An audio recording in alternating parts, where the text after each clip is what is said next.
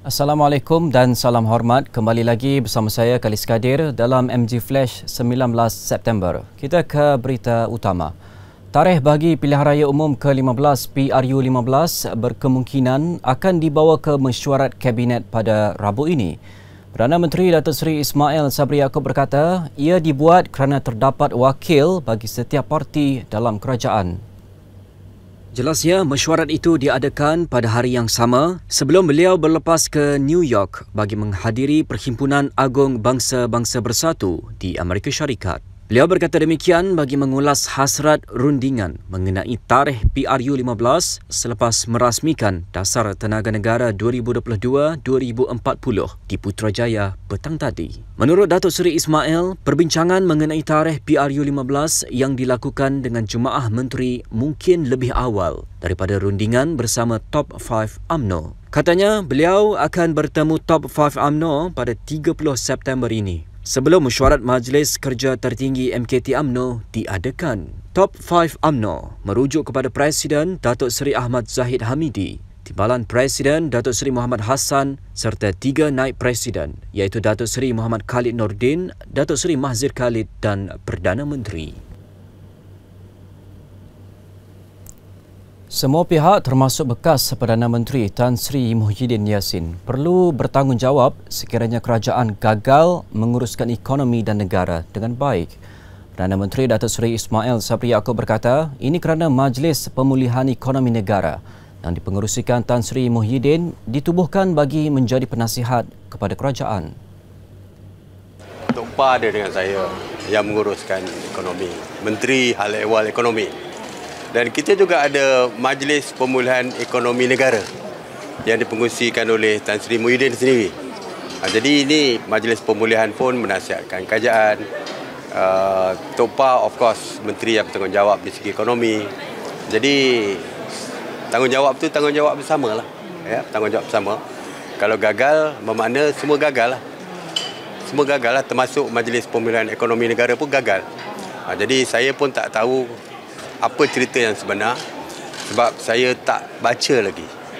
Ini baru tahu ni. Jadi saya belum baca detail lagi. Jadi insya-Allah saya akan bacalah.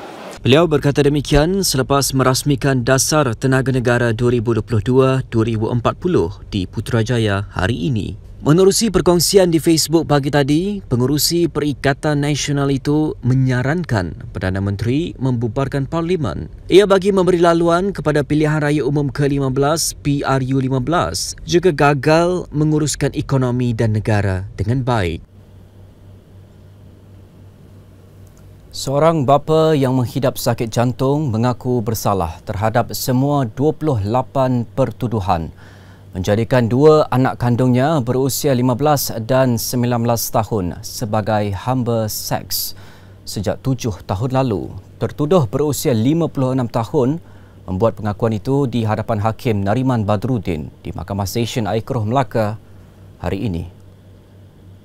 Berdasarkan pertuduhan, dia didakwa merogol kedua-dua anak kandungnya sejak mangsa berusia 12 tahun mengikut Seksyen 376-3 Kanun Keseksaan yang membawa hukuman penjara maksimum 30 tahun dan sebatan jika sabit kesalahan. Lelaki itu juga didakwa dengan 6 pertuduhan melakukan seks luar tabi'i terhadap salah seorang mangsa. Ia melibatkan 1 pertuduhan didakwa mengikut Seksyen 377B Kanun Keseksaan yang memperuntukkan penjara maksimum 20 tahun dan boleh disebat. Manakala 5 pertuduhan lagi didakwa di bawah Seksyen 377C-A Kanun Keseksaan yang memperuntukkan penjara maksimum 30 tahun dan sebat. Dia juga mengaku bersalah atas perbuatan amang seksual fizikal terhadap mangsa sama dan didakwa mengikut Seksyen 14-A Akta Kesalahan Seksual Terhadap Kanak-kanak 2017 dibaca bersama Seksyen 16 Akta sama. Sabit kesalahan, dia boleh dipenjara maksimum 10 tahun atau denda atau kedua-duanya sekali. Manakala Seksyen 16 pula memperuntukkan penjara maksimum 5 tahun dan sebat.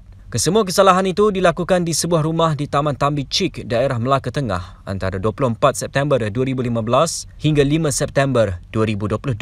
Mahkamah membenarkan tertuduh diikat jamin keseluruhan sebanyak RM96,000 sementara menunggu keputusan hukuman esok. Tertuduh yang tidak diwakili peguam memberitahu mahkamah tidak mempunyai wang untuk membayar jaminan selain menghidap sakit kulit kronik, jantung, diabetes dan darah tinggi. Kerajaan meluluskan peruntukan RM291.4 juta pada tahun ini bagi menaik taraf fasiliti serta menambah aset milik Jabatan Bomba dan Penyelamat Malaysia, JBPM.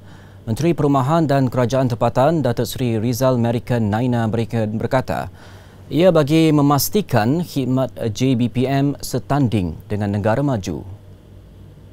Perbelanjaan yang telah pun diluluskan oleh Kementerian Kerajaan melalui Pembendaraan atau Kementerian Kewangan sebanyak 291 juta untuk perolehan 2022 saja mencerminkan kata kesungguhan kerajaan untuk mempertingkatkan keupayaan abang-abang bomba kita, wira-wira merah kita. Sebab itulah ni abang bomba Padang Sador semua, sebab mereka semangat.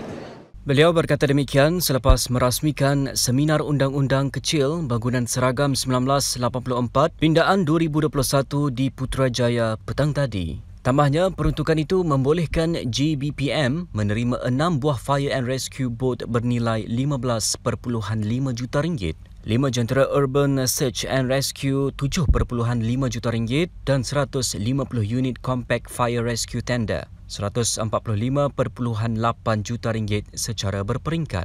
Jelas Datuk Seri Rizal, sebanyak RM49 juta diperuntukkan untuk pembangunan projek Command, Control, Communications, Computers and Intelligence, manakala RM33.6 juta pula diperuntuk bagi menaik taraf Pejabat Pangkalan Udara MOB Bomba di Subang, Selangor.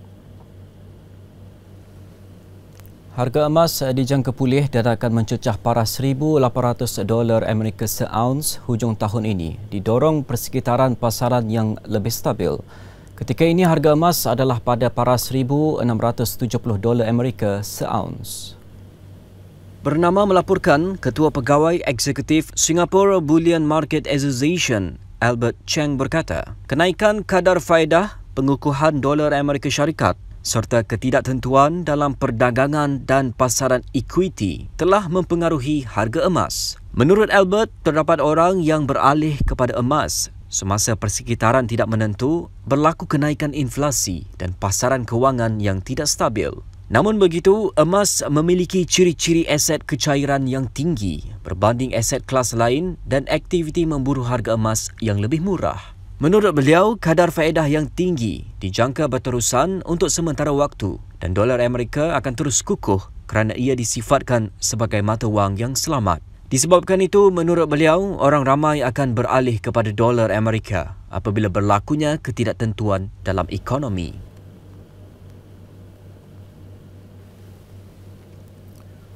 Berita itu tadi mengakhiri MG Flash untuk hari ini. Saudara, kekal setia bersama Malaysia Gazette untuk mengikuti pelbagai berita terkini di media sosial atau melalui portal di www.malaysiagazette.com. Saya Kalis Kadir. Assalamualaikum dan salam hormat.